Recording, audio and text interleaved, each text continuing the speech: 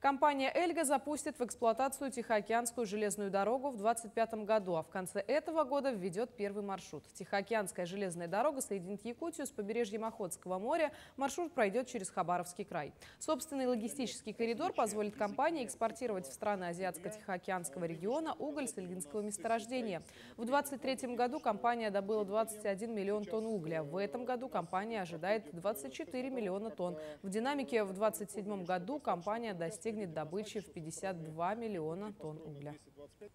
Решение было, когда мы поняли, что трудно провести весь тот объем угля, который мы можем добывать из-за провозной способности БАМа. Мы поняли, что кратчайший путь к морскому побережью – это практически прямая с запада на восток трассировка к побережью Охотского моря в Хабаровском крае.